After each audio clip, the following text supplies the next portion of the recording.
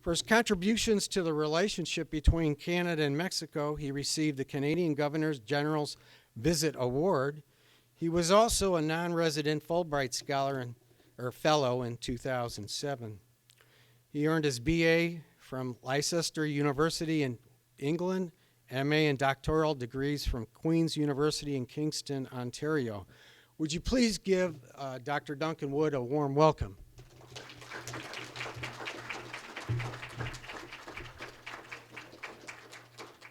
Good evening, everybody. How are you? My job is to keep you awake after dinner for approximately 40 minutes. After that, you can go to sleep. I don't mind. But I will try to keep you entertained as well as informed. Great pleasure to be out here. One of the things that I was explaining to Art earlier on is that as a Washington-based think tank, we tend to find ourselves speaking to the echo chamber. It's people who think the same way as we do and who know exactly what we're going to say before we say it. It's great to get outside of the Beltway. It's great to speak to new ears and faces. It's great to actually be able to get involved in a conversation and a dialogue, which I hope we'll do after my presentation. Art has asked me to talk about Mexico today. I've titled the presentation, as you can see, Mexican Democracy in the Age of Uncertainty. We could have titled it Mexican Democracy in the Age of Trump. It's always fascinating to study Mexico because Mexico is a fascinating country.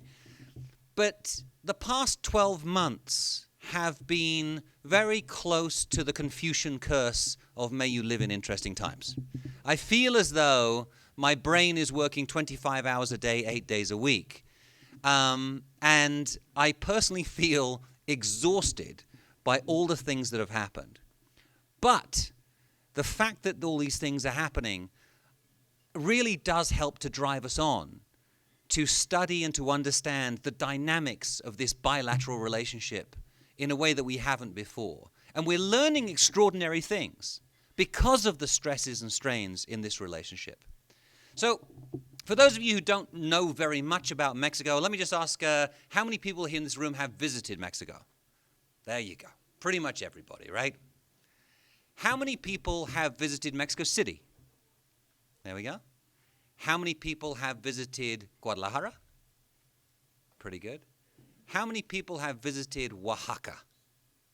Wonderful. We're waiting for a decision down here? Maybe. Yes, let's go for it.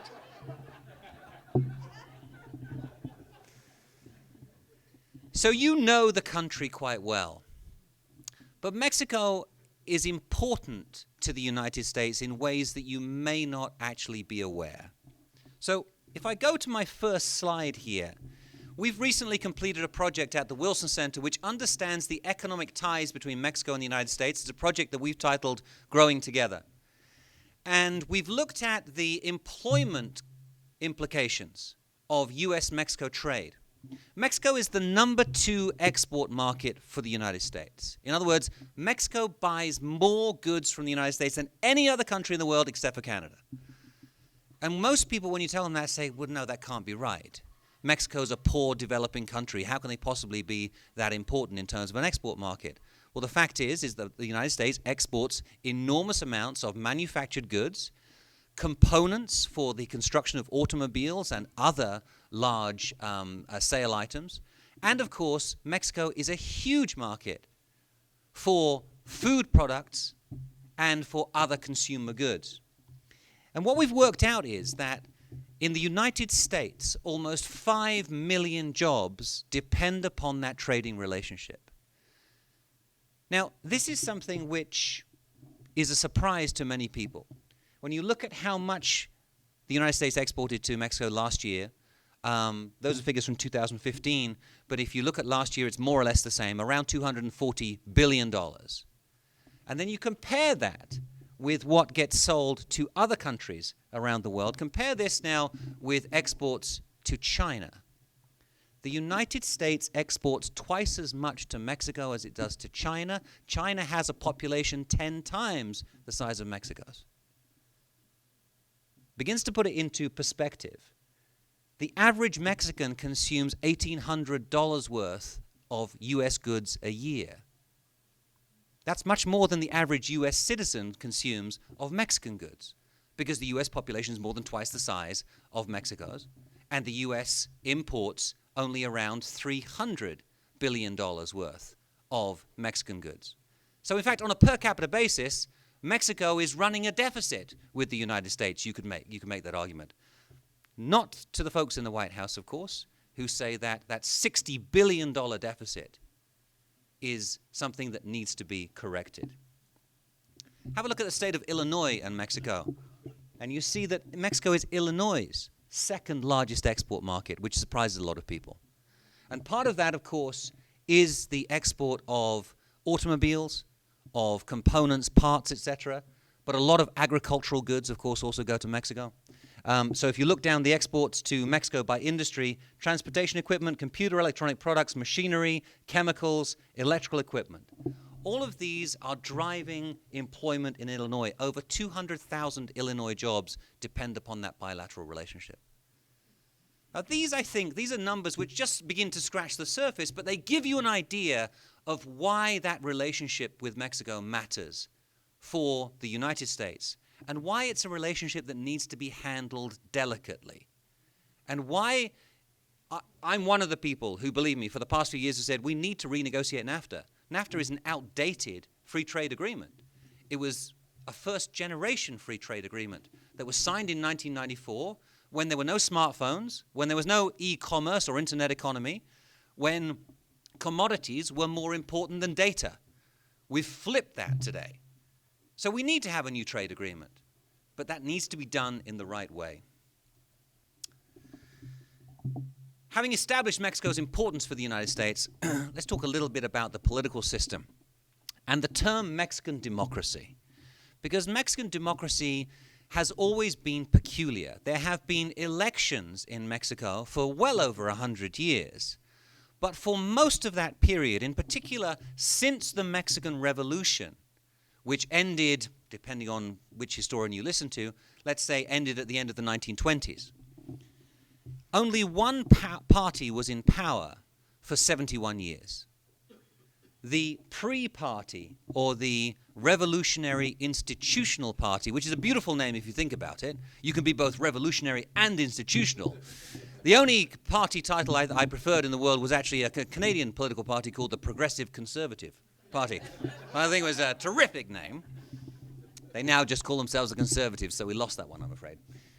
But Mario Vargas Llosa once called Mexico the perfect dictatorship. And what did he mean by that? He said, well, it's a democratic system where Mexicans are allowed to vote in elections, but they really only have one choice.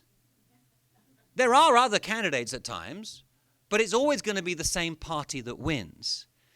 And when he called it the perfect dictatorship, he was summing up the feelings not just of a Latin American observer, but things that have been said, for example, by representatives of the government of the former Soviet Union.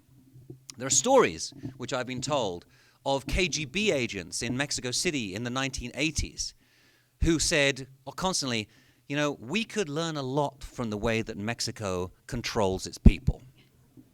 This was not a democratic system for 71 years, despite the existence of elections.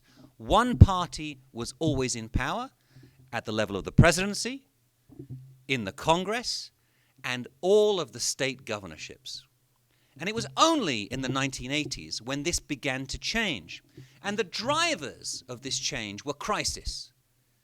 Economic crisis during the Latin American debt crisis of the 1980s, economic crisis with the 1994 tequila crisis, and then various crises of legitimacy that took place around the same time, with political assassinations, a Zapatista uprising in the south of the country, in the state of Chiapas, and gradually the Mexican government was forced to become more democratic. One of the key moments was the 1988 presidential election, which was ultimately won by Carlos Salinas de Gortari, the chap at the top of this image. When the votes were being counted in the early evening of election day, about a third of the votes had been counted, and the pre-candidate, Carlos Salinas, was losing. He was coming second to a leftist candidate called Cuauhtémoc Cárdenas, who was the son of the former president, Lázaro Cárdenas. And when those votes were being tallied and it showed that Carlos Salinas had fallen behind in the vote, all of a sudden the computers went down. And hours later, when the computers came back up again, miraculously Carlos Salinas was in the lead. Now, almost every expert that you speak to in Mexico says he probably was going to win anyway. But it freaked them out that he could be losing at any point during the counting process. And the amount of votes by which he won was not representative of what had actually happened. It was a much closer election than that. But the PRI manipulated those election results, and everybody knew it. And from that point on, the other political parties in Mexico demanded that change began to happen. And one of the most important things that they did was to create a federal electoral institute in Mexico, which ultimately would become respected around the world for its electoral procedures.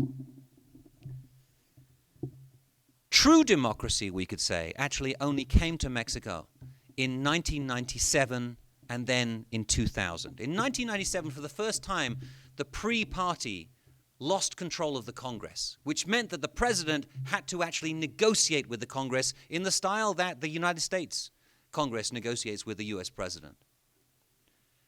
And in 2000, for the first time, a non-PRI candidate won the presidency. The chap at the bottom there, Vicente Fox, who you may have seen in some videos where he likes to insult President Trump. Uses some very colorful language, shall we say. Vicente Fox was a Coca-Cola salesman. Well, that's an exaggeration. He was a very important executive with the Coca-Cola company who had begun as a salesman. He was a non-politician. He didn't come from within the political establishment. He didn't work in the way that other politicians work. Sound familiar? And when he came into office, he didn't actually know how to really run the government. And he didn't have a good relationship with Congress, and ultimately he wasn't able to get major policies approved by Congress, and so there was legislative stagnation for his 6-year term, or sexenio, as they call it in Mexico. And during that time, there was a significant deterioration in the rule of law in Mexico. By the end of the Vicente Fox sexenio, violence levels were rising in the border states with the United States, and in western Mexico, in particular in the state of Michoacán. That violence picked up during his successor's reign, which was Felipe Calderón, also from the same party, the center-right PAN party, and violence which erupted during his term really reached record levels. At the same time, the Mexican economy really didn't grow at the levels that Mexican people expected. And so in 2012, when the next election came around, the Mexican people were faced with a choice. Do we continue with this alternative model, which doesn't seem to be delivering any good for us, or do we go back to the old ways? And they decided that they would go for the PRI again. Now, the PRI in 2012 was represented in the presidential candidacy by this man, Enrique Peña Nieto, who was extremely telegenic. He was popular with the ladies. He was married, or is still married, to a soap opera star named La Gaviota, which sounds very exotic, but then you actually find out it means the seagull, which doesn't sound that exotic to me. But she is a very attractive woman. And he seemed to have this kind of dream life. And although he's not very smart on the campaign trail, he was asked to name 3 books that he'd read, and he said the Bible. And they said, yes, anything else? And he says, well, the Bible's a good book. And I said, yeah.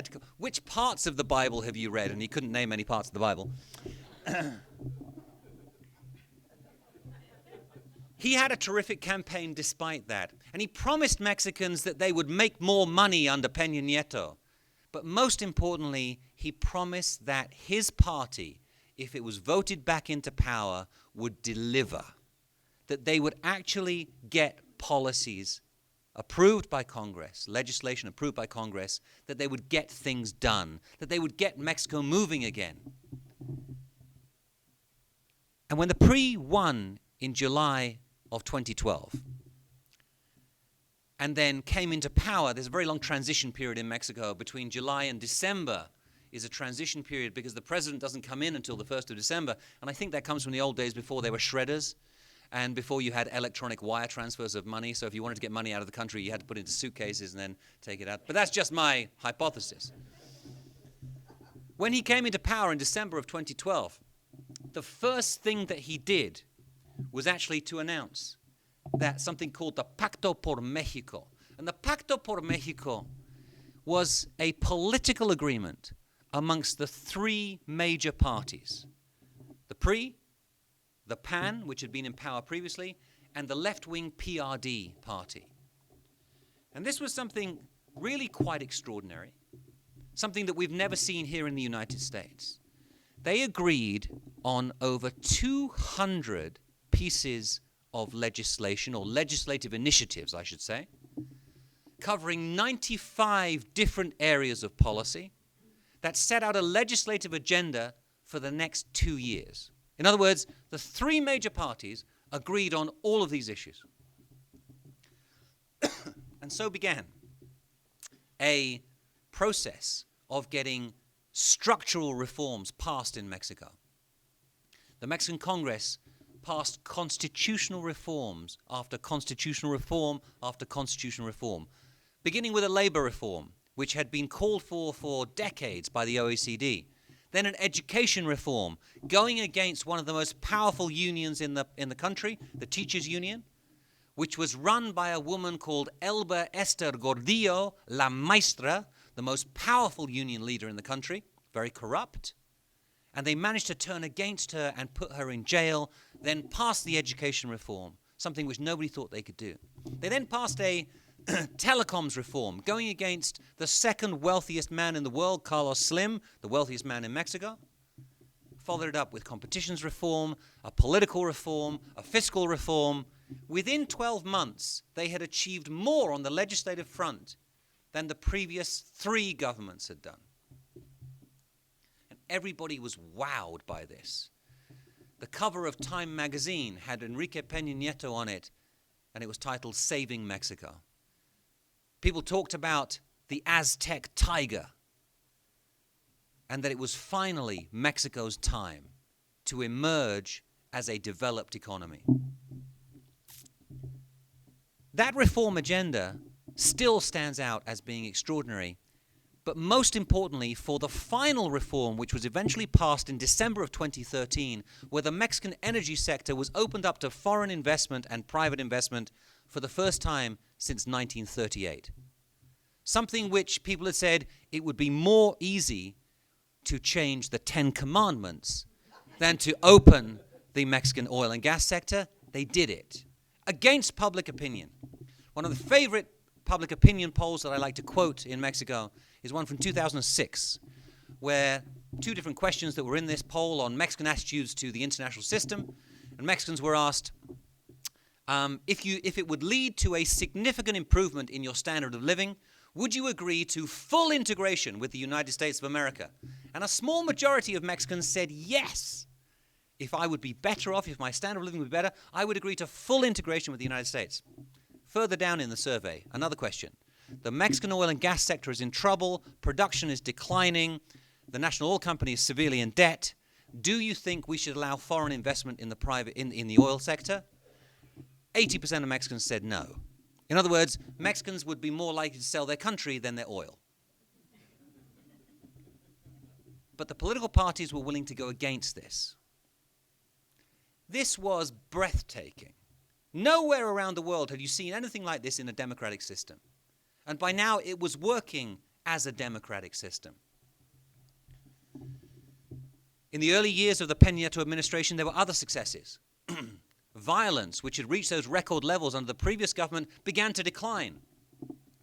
We saw the homicide rate in Mexico going down from around 22, 23 per 100,000, down to around 17 per 100,000. Still too high, but a major step forward.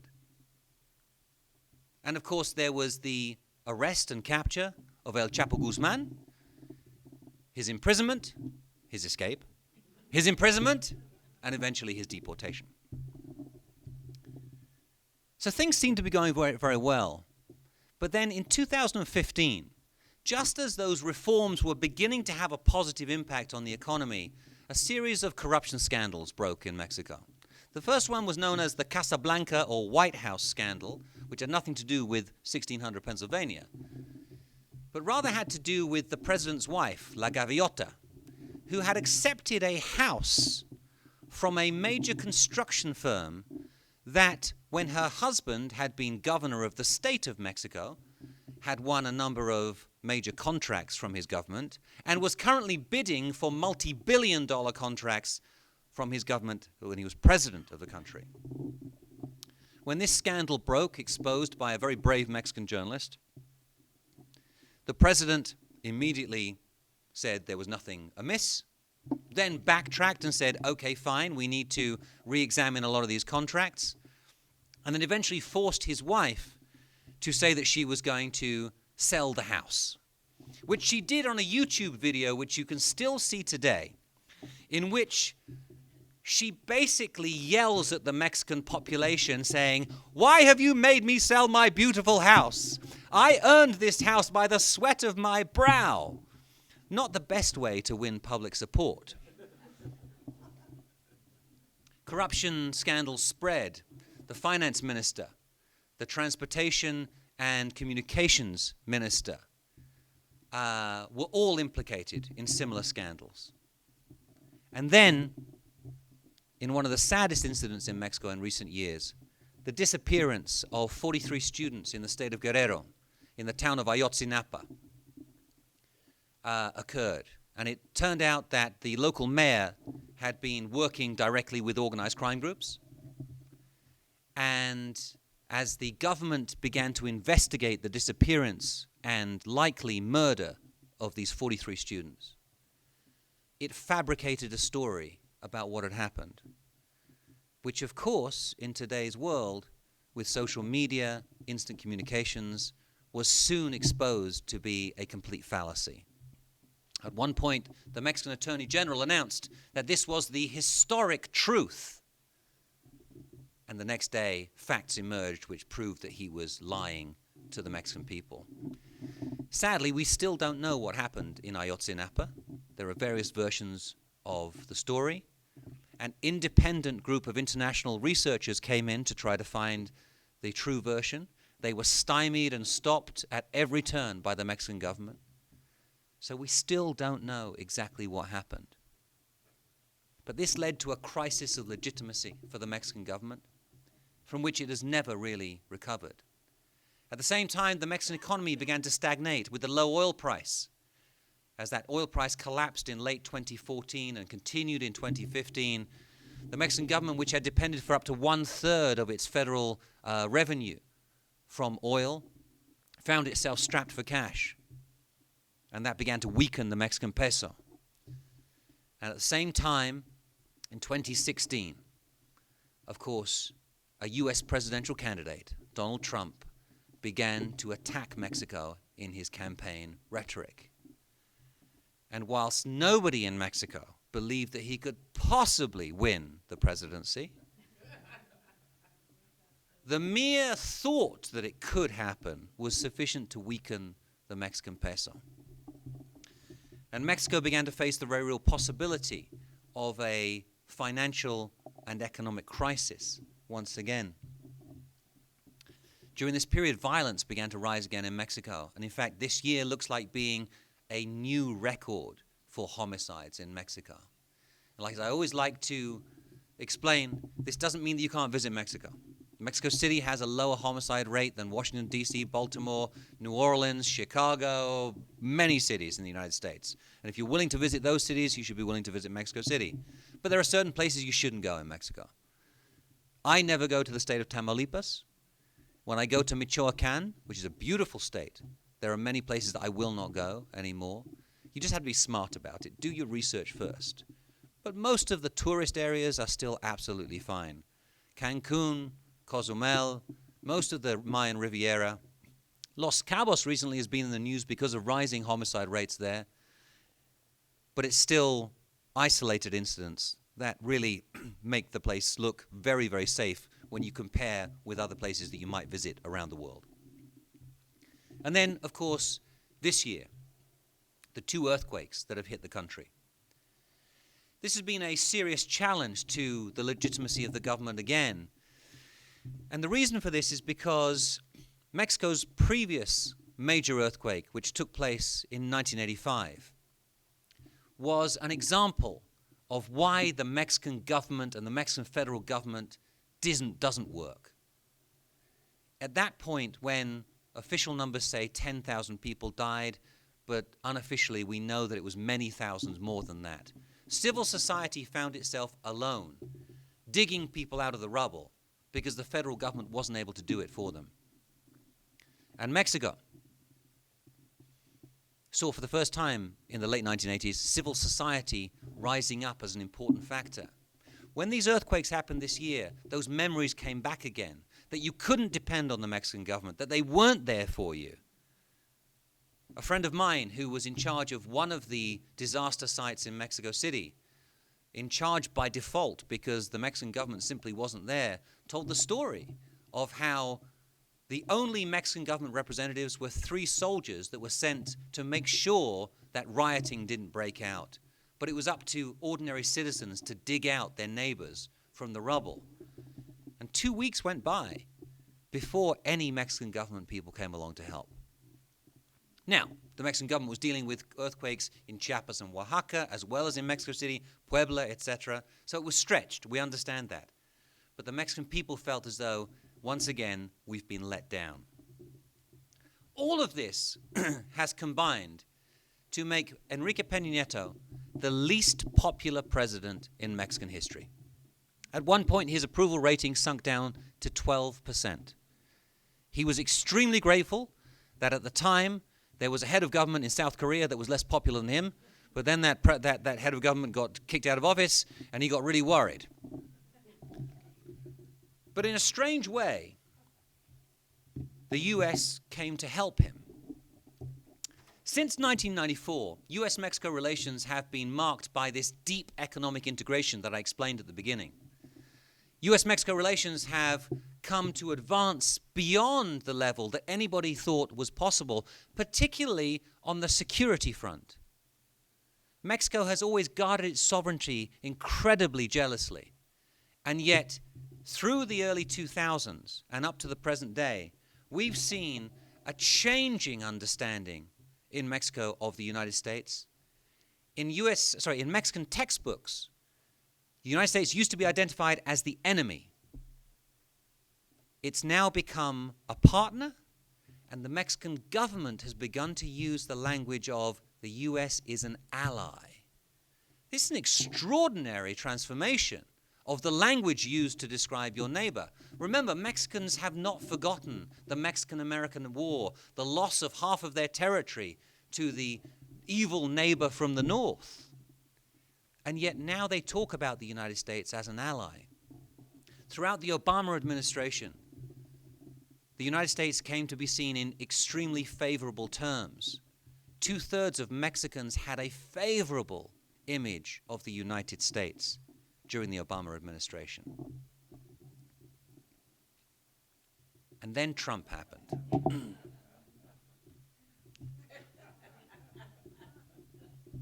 It's a nice little story from the New Yorker. If you want to look that up, it's a very nice piece of writing.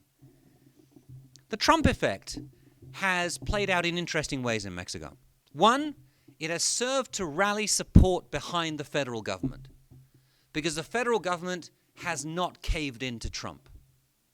On NAFTA negotiations, on who's going to pay for the wall, on responding to insults, Enrique Peña Nieto has actually done well. And if you get the chance to read the transcript of the telephone conversation that took place in January of this year between Presidents Trump and Peña Nieto, you will actually gain an appreciation of the patience and tolerance that Enrique Peña Nieto has. Whilst he is basically being insulted by President Trump, he keeps his calm and he says, we can talk about this later. When President Trump says, you know, Enrique, your military is scared of the bad guys. I may have to send my army down there to help them out, essentially threatening invasion. Enrique keeps his mouth shut. He doesn't respond. He moves on. He changes subject. It's really quite a remarkable transcript when you see it. Immediately after that phone call happened, people that I know who had been on the line came to me and said, we don't believe what has just happened. President Trump just spoke to President Peña Nieto in the same way that he spoke on the campaign trail. And that, for me, was my first indication that the Trump that we saw on the campaign trail is the Trump that is in the White House. And I think that explains his appeal to so many people in this country. And whilst they may not be the majority in this room, judging by your faces, there are a lot of people who want that. I think the 30%, mid-30s, who continue to support President Trump in opinion polls like the fact that he's genuine, whatever that means. But I digress. I'm not here to talk about American politics. At the same time as you've seen this kind of rallying effect for the Mexican federal government, Mexican politicians have embraced nationalism and anti-Yanquismo or gringophobia. Not that they are gringophobic. They like the United States. They continue to like the United States, but they have a less favorable image of the United States than they did before. Recent polls by the Pew Center have shown that, in fact, those 2/3 of Mexicans who had a favorable view of the United States last year, it's now completely flipped. 66% of Mexicans now have an unfavorable view of the United States since Trump has been president. It's a complete reversal of where we were a year ago. Now, do we need to be seriously worried about this? In the long term, no. I believe those numbers will come back around when there's a different president. We actually saw something quite similar during the second Bush presidency, George W., with the invasion of Iraq. Mexicans had a very negative view of the United States, but when he went out of office, then those numbers came back. But what does matter is that the temptation towards nationalism in national politics in Mexico is very, very great. And what we're seeing is that one candidate in particular, this man in the middle, Andrés Manuel López Obrador, the most compelling, fascinating politician in Mexico today, he has a very good chance of capitalizing on this wave of anti-American sentiment in Mexico and winning the presidential race in July of next year. Now, why does this matter? We have to understand the background of Andrés Manuel López Obrador, or AMLO, as he is called. AMLO first came to prominence as a governor of the state of Tabasco. He then became the mayor of Mexico City in 2000 and was a very successful mayor of Mexico City. He achieved major infrastructure projects without severely indebting the city. He was corrupt, but no more than any other Mexican politician. And as I always like to say, we look at Mexico and we say, yes, it's a corrupt country, but I just like to think that their corruption takes a different form than American corruption. Here we call it campaign financing. In Mexico, it's about money being exchanged directly. Now, Andrés Manuel decided after his successful mayorship of Mexico City that he would run for president. And in 2006, when he ran against Felipe Calderón, the man who won, he came within a whisker of winning the presidency. 0.5% of the votes. And he claimed that there was widespread electoral fraud, that the result was illegitimate, and that therefore he was in fact the legitimate president of Mexico. When all of the electoral institutions said that he was wrong, he said, to hell with your institutions. And he set up an alternative government in the center of Mexico City on Reforma Avenue, which many of you may have traveled down. You've seen that beautiful statue of the Angel of Independence there. That was all closed down in the fall of 2006 as Andrés Manuel and his supporters occupied the center of Mexico City. Felipe Calderón began to rule in December of that year as the real president of Mexico. But Andrés Manuel didn't give up. He has continued to claim that that election was fixed. He's continued to claim that he was robbed of the presidency. When he ran in 2012 against Enrique Peña Nieto, he came second again. By a long way this time, by about 6% of the vote. But in fact, he had more votes in his favor in 2012 than he did in 2006 because there was a higher turnout. And that Mexican demographic bubble that you may have heard about, all those young people who are coming up and getting to voting age, a lot of them voted for him. And this time around, he is way ahead in the polls. He has approximately a 5% lead at this point. And he's the man to beat. And a lot of people are severely concerned about what an Andrés Manuel victory would mean for Mexico. He's promised to reverse the energy reform and many of the structural reforms which are seen as being so positive for the country that were enacted during this administration. He has promised to make Mexico independent in food production, bizarrely enough. Sounds like a 19th century policy to me, but anyway. He believes that that's the way to get real independence and to put jobs back into Mexico, is to turn Mexico into a nation of farmers again. And he, most importantly, he has promised to rid the country of corruption. How does he plan to do this? Well, I had the chance to ask him that question at a recent event in Washington, D.C., and his answer was, I will appoint honest officials. And this is where we come to his Achilles heel. He's not a sophisticated thinker. There's no real depth there, but he's passionate. If you watch his YouTube videos, he's very effective in communicating with the average man and woman in Mexico. He'll tell them why the political elite is corrupt. His message is not that dissimilar from a candidate here in the United States who said he was going to drain the swamp. This speaks to people, particularly after an administration which has so obviously been engaged in corruption in Mexico. What are the reasons to think that he may not win? Well, the first one is that he has a smaller lead now than he did in 2005 before the 2006 election. He didn't win that. But how did he lose that election in 2006? Well, he would say it was electoral fraud. But in fact, what happened was the two other major parties, the business elite and the media, all came together in a concerted effort.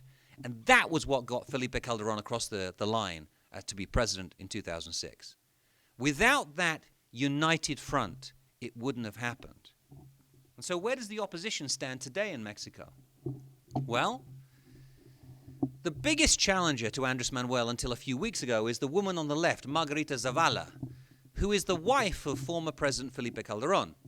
She's a very nice woman. She's lovely to sit down with and have a cup of tea, and she'll talk to you, and she'll call you sweetie and honey and all this kind of stuff. She's great. No real depth in terms of policy, unfortunately. I've questioned her on these things, and there's not a lot there. However, she's a good person. She is smart. She's trained as a lawyer. And I think she could actually be a decent president of Mexico.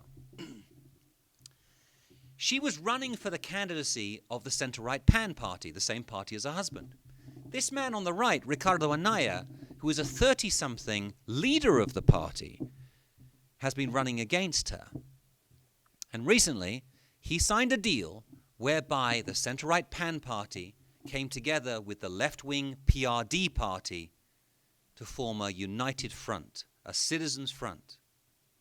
Now, that's not the same leftist party that Andrés Manuel is running. He's created his own party called Morena.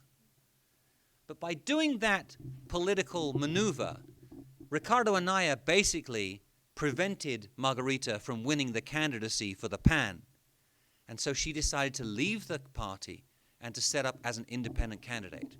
By doing that, she has ruined both of their chances of challenging Andrés Manuel. From a position where she was only 2 or 3% behind Andrés Manuel, she now only has 9% of the vote. Ricardo Anaya only has 15%, and Andrés Manuel has a good 28, 29% of the vote. But all is not lost. This man down here, the current finance secretary in Mexico, Jose Antonio Meade, one of the nicest men you'll ever meet in your life.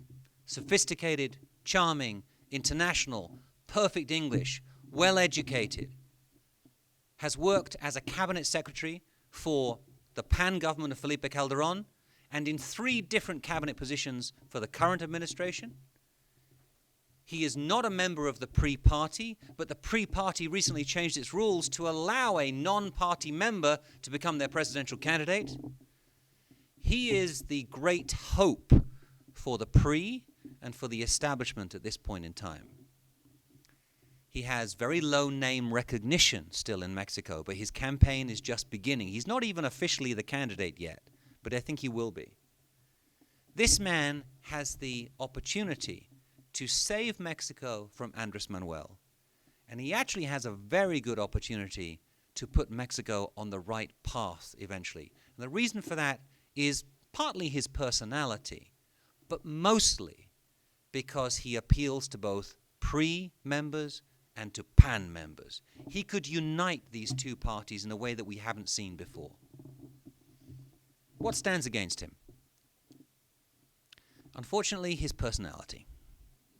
He's not charismatic at all. One-on-one, he's great. You have a really good long chat with him. He's great. He's interesting. He's fascinating. But on the campaign trail, he's not the kind of guy who's going to roll up his sleeves and tell you in a fiery way why Mexico needs to be saved. That's what Andrés Manuel does. This guy will stand there and give you a very boring discussion of how you measure poverty in Mexico. And that's not going to appeal to too many voters. So he desperately needs to get a good campaign manager in order to actually make a difference, an impact on the campaign trail. I'd like to stop there and hear your questions, because whenever I give these talks, people like to ask me about NAFTA. They like to ask me about violence in Mexico, not just violence in general. They like to ask me about whether or not Mexico is fully moving towards developed country status. But one of the things I'd like to leave you with is this. Mexico matters to the United States in ways that no other country does. It's more embedded in our day-to-day life than any other country. And whereas all of our focus is on North Korea, the Middle East, China, Russia, in fact, what's happening just to the south of us impacts our daily lives much more than that. Thank you very much for listening.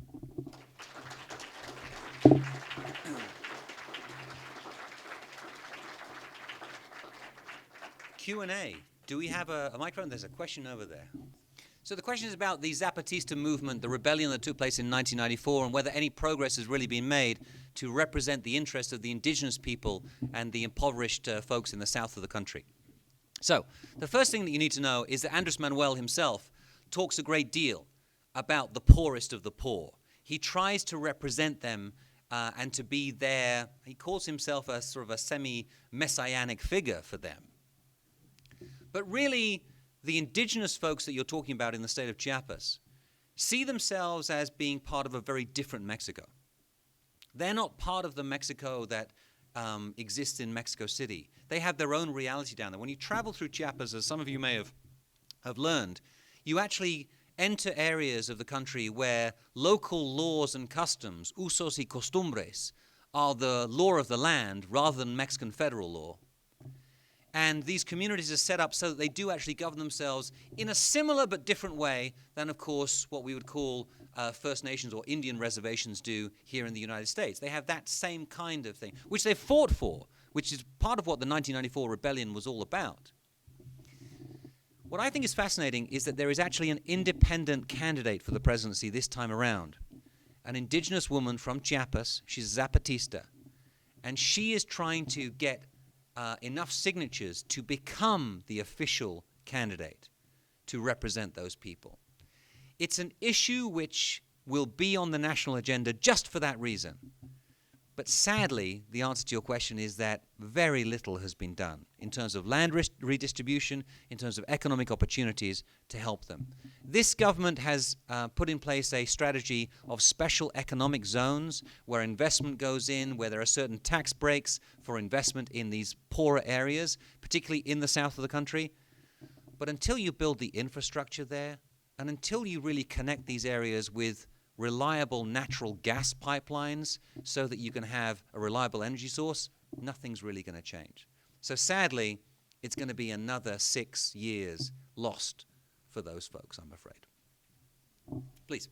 My favorite anecdote about that is actually one of my Mexican colleagues came up to Washington and he was presenting this survey which was on corruption in comparative perspective. And Mexico, it turned out, was the second most corrupt country in the world. And Turkey had come as the number one corrupt country in the world. And he said, people always ask me, how is it that Mexico is number two, not number one? He said, well, we paid the researchers $100. Corruption is a fact of life in Mexico. And it takes a lot of gumption to not participate in it. And I'll give you an example. One night, I was driving home. It was around 2 o'clock in the morning.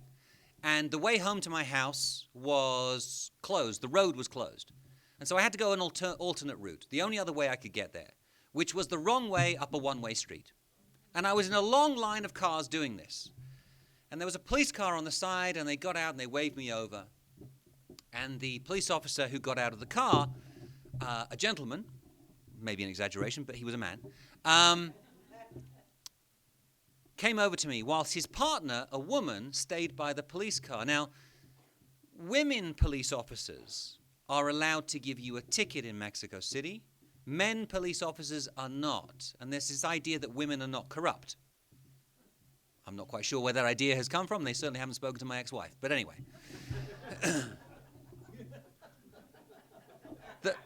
The gentleman said to me, he said, look, you're going the wrong way up a one-way street. You know that's a serious offense. And I said, yes, well, I'm afraid the other street is closed. It's the only way to get home. And he says, well, it's going to be a very significant fine. So you'll have to come down to the delegación, to the police station with us to pay it. And I said, well, if that's what you got to do, that's what you got to do. And he said, but I tell you what, if you give me the money, I'll pay it for you so you don't have to go through all of that. And I said, oh, that's extraordinarily kind of you, officer. But I really feel as though I should go down to the station. And he says, why? And I said, well, look, you see my parking pass here. I'm a professor at the university. I tell my students every day about the importance of the rule of law, of doing what's right. It would be hypocritical of me to try to bend the rules. And he said, but you know, it's dangerous down at the police station. And I said, but you're going to be there. And he said, I know. And I said, well, officer, I do appreciate your concern for my well-being, but I'm going to have to go with you to the station. And he looked at me as if I was crazy. He took my driver's license, went back to his car, got into the cruiser, said, follow me. We headed back down the hill again. About 1 kilometer down the hill, the lights go on again. His female partner gets out of the car, comes over to me, hands me back my driver's license, says, you're free to go. Why? Because if they take me down to the police station, they're not going to get anything. I'll pay my fine to the authorities, and they don't get a penny. Why waste the time? Better to go back up the hill, pick up another mug, and hopefully he'll pay. The important thing about this story is not the fact that I got away without having to go down to the station. The important thing is that I'm a strapping 6-footer. And if I had been a young lady driving home that night, it wouldn't have been a smart thing to adopt the same attitude as I adopted. The smart thing would be to pay the bribe. Now, what you can do, which a lot of people do, is they say, look, I'd love to pay you the full amount, but in my wallet I only have 100 pesos, and generally they'll take that. So make sure that if you are in Mexico City, you only ever have 100 pesos in your wallet. Keep the cash in your sock, okay? But it's a daily feature of life. So I guess the question implicit in what you've said is, how do you get rid of that culture? Well, the only way to do it is to change the incentive structure. So what you have to do is you have to make sure that there are protections in place for those people who resist. You have to make sure that it makes more sense to pay the official fine than to pay the bribe. And there's one thing that gives me hope that this is possible. A few years ago, they put in place a drink driving campaign in Mexico City, whereby there are checkpoints throughout the city, particularly on Thursday and Friday nights. And if you get picked up for drunk driving in Mexico City, there's no way out. And the reason for this is because they have different police units at every checkpoint. In other words, 3 different units there, each one checking up on the other one. Okay? That's one thing. The second thing is that if you're picked up for drunk driving, you get thrown into the drunk tank and your car is impounded. But you're only in jail overnight, and there's no permanent record. Which means that if you are the father or mother of a young boy who's been picked up for drunk driving, and you get that panicked phone call, "Dad, I'm in trouble. Can you bribe these guys?" You as a father or a mother are going to say, "Why? You're just going to go into the drunk tank for a few hours. There's no permanent record. You'll learn your lesson." And that is actually why it's a success. We've seen drunk driving go down dramatically in Mexico City because they've structured in this way. It operates on human nature, and it operates on the incentive structure. How you get rid of corruption at the higher levels is a much bigger problem. Because a survey taken a few years ago suggested that 7 out of 10 Mexican mayors are directly or indirectly involved with organized crime. And the reason for that is because if you're in a rural area in Mexico and the local crime boss comes to you and he says plata o plomo, which means silver or lead, will you take a bribe or will you take a bullet? You're going to take the bribe. That's just simply the smart thing to do, particularly if you as a local mayor do not have any way of resisting that. You don't have a police force you can depend upon. You don't have a justice system you can depend upon. A justice reform has been in place since 2016, and it's a distinct improvement on what the justice system was before, but it's far from being complete. A long way to go. The question that you've raised is a question that Mexican politicians have been asking over and over again recently. And the president, Peña Nieto, came out recently and he said, "Look, we just have to accept it's part of our culture." And the best thing that happened after that was that Mexicans said, "No, it doesn't have to be part of our culture." There was a violent reaction to this, a rejection of that idea that it is naturally part of the culture. And if you want to gain other sort of signs of hope, think about how corrupt American police forces were in the 1970s and 1980s in places like Chicago, New York, Los Angeles. And whilst they're far from being completely clean today, it's dramatically better. You can do this, but you have to have strong institutions and you have to have help from the international community on it. So the question is about the political reform which took place, the most recent one was in 2013. Which allowed for re-election of legislators for the first time in Mexico. The president cannot be re-elected. But re-election has been a very hot political topic in Mexico since the revolution. In fact, as you travel around the country, you will find streets whose name is No Reelección, no re-election. It's like, where do you live? 10 No Re-election Street. It's embedded in the Mexican political psyche because what they don't want is they don't want to have any kind of ongoing political dynasty. Of course, the political parties have worked out exactly how to do that anyway. The possibility of re-election, I think, is a very positive thing. Legislators can now be in office for up to 12 years. That means that a federal deputy, the equivalent of a representative here in the United States, can be re-elected 3 times because they're elected for 3 years. So up to 12 years. And a senator who is elected for 6 years can be re-elected once, up to 12 years. That gives us at least the possibility that politicians will develop an expertise in a certain area, and you might see the professionalization of their staff. But most importantly, it means that at least during their first term for a senator and through their first 3 terms as deputies, there's some kind of accountability to the electorate because they'll be running for re-election, so they have to actually account for what they did in the office. So I'm hopeful that this will actually be a positive step forward. The other aspects of the political reform, which I think are most important, are one which is not so positive, which was the centralization of the Federal Electoral Commission or Institute into a National Elections Institute, which has actually, in my opinion, led to a weakening of the electoral rules. But a very positive thing has been now the possibility of independent candidates that we talked about earlier on. That means that you now begin to see a greater diversity of political views represented at all levels in the Mexican political system. And hopefully that will actually increase the level or improve the level of political debate in the country. Any further questions? Please. Oh, and a couple at the back. There we go. Yes, please. The wall? So, how many people have been to the U.S. Mexico border?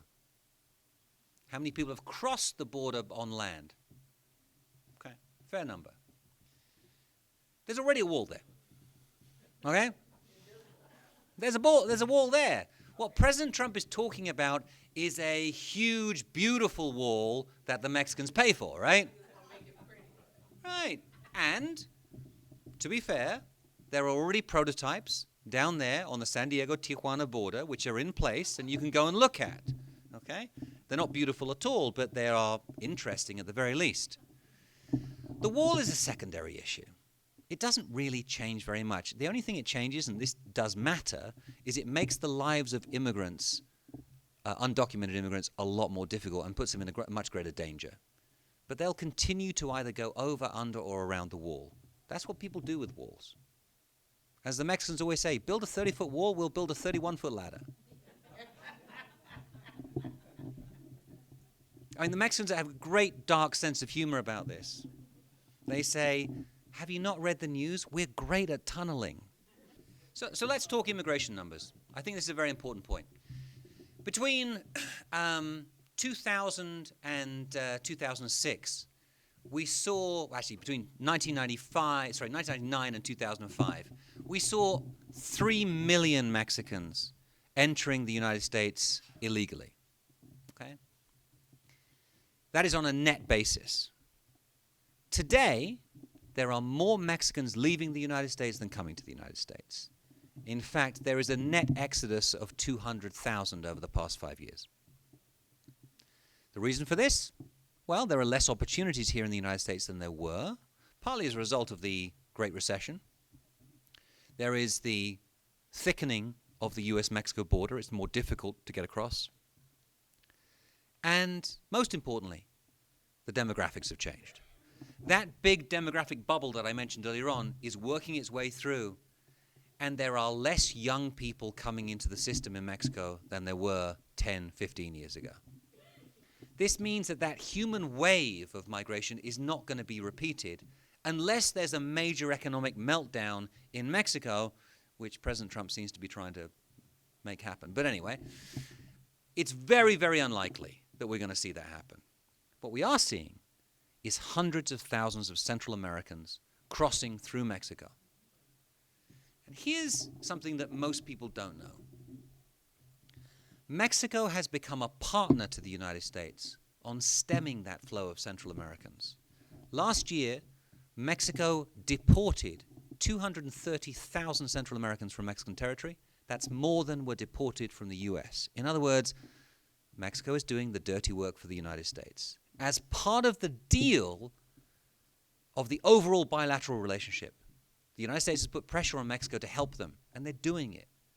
That's what the real risk is here with the NAFTA negotiations, with the inflammatory talk about the wall, and with the insults to Mexico, is that ultimately Mexico may say, we don't want to collaborate with you anymore.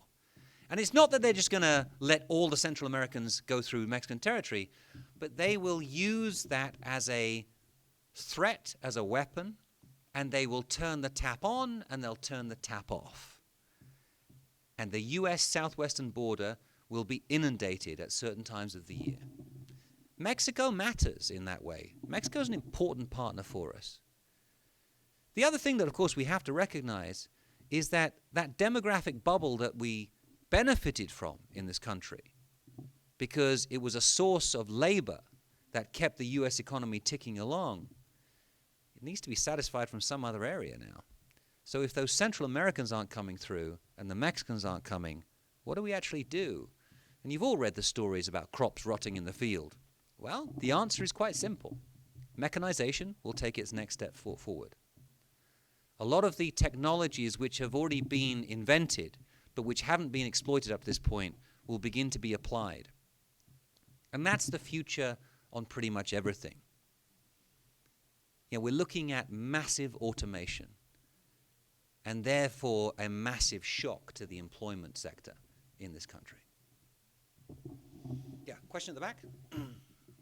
I was talking with Senators Daschle and Lott the other day, and they had actually come up with a plan a few years ago for a comprehensive immigration reform that would have allowed for this. And we all know what's needed. What we need is a temporary worker program that allows Mexicans and Central Americans to come into the country, work for the season, and go home again. After 9/11, what we did was we made the border so difficult to cross and the consequences of being caught so high, so damaging, that Mexicans, when they came across, decided to stay. They didn't go back home again. You need to return to a circular idea of migration. Mexicans used to come across, work in the fields, and go home. That's what migrants actually want to do. They want to go back to their families. But we've made it so difficult to do that now they've stayed.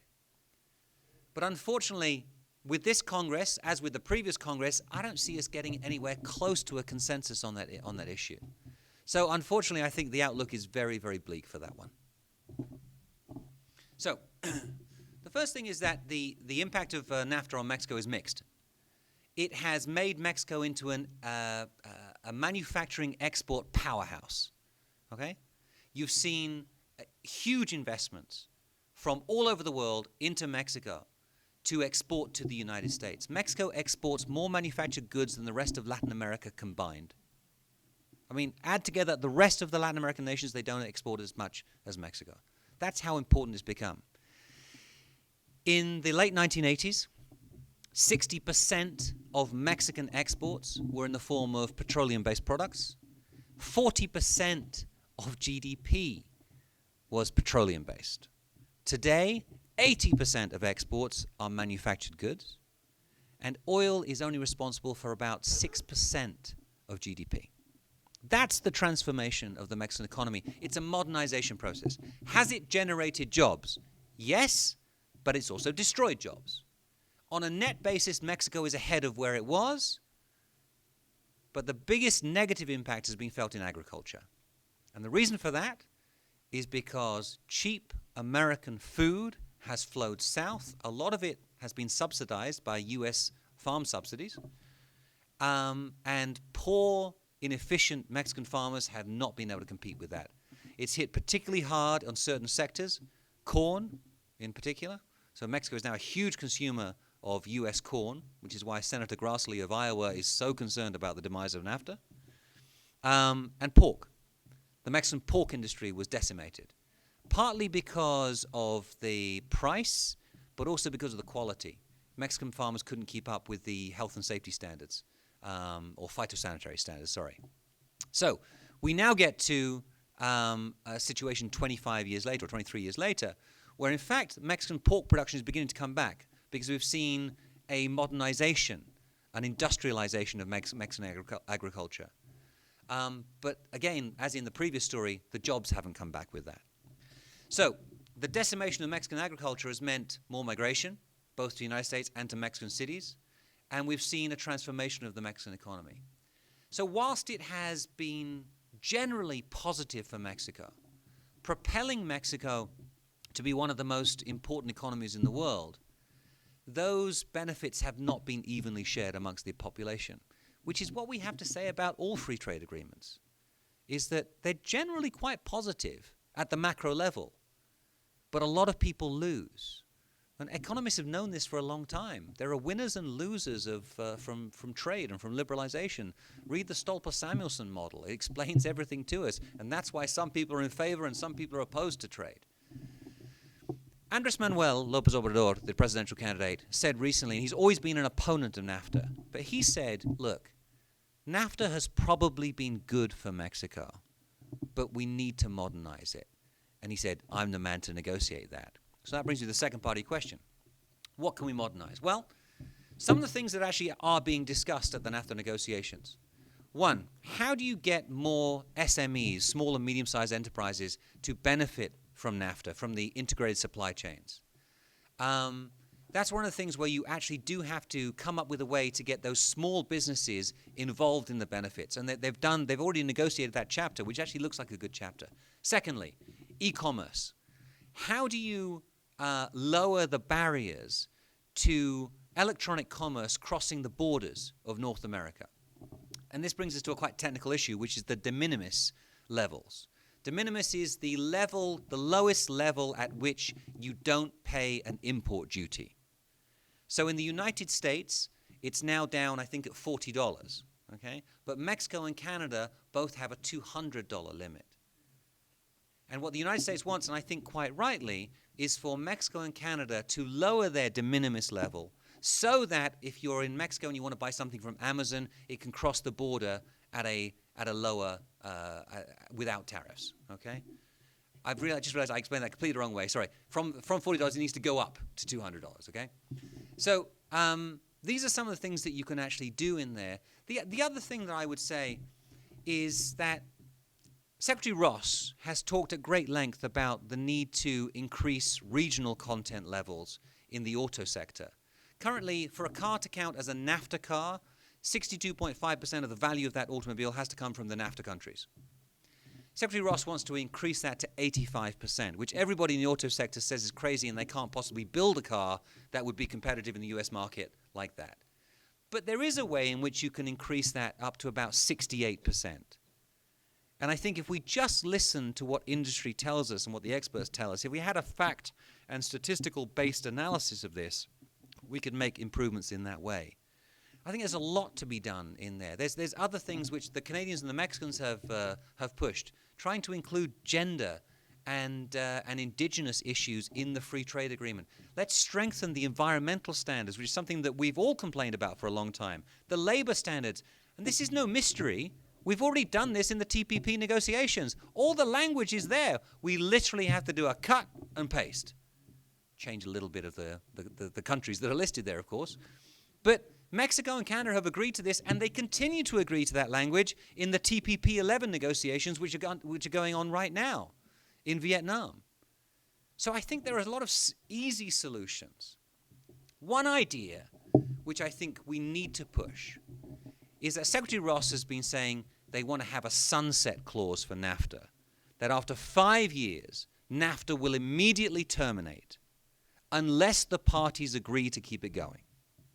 Okay? And I had a conversation with him recently, conversation may be too polite, where he says, I don't understand why U.S. business is so upset about this idea. They say that it doesn't give them security for their investments. Don't they realize that you can terminate NAFTA with 90 days notice, so there's no security anyway? And I said, look, in a marriage you can get divorced in Las Vegas overnight. But if you put a sunset clause on a marriage, who's going to invest in it? But if we actually get beyond that, and you look at what the idea is of having a 5-year review of NAFTA, don't make it a sunset clause, but let's say we all sit down and we come together after 5 years and we say, what's working, what's not working, and let's update this on a regular basis. That's what would actually make it a modern, progressive free trade agreement, where each of the three parties says, this is working, this isn't working, and you build that in an institutional fashion. That's a good idea, I think. Thank you. Well, I think we've reached the end of the questions. Thank you very much for having me here. It's been a great pleasure.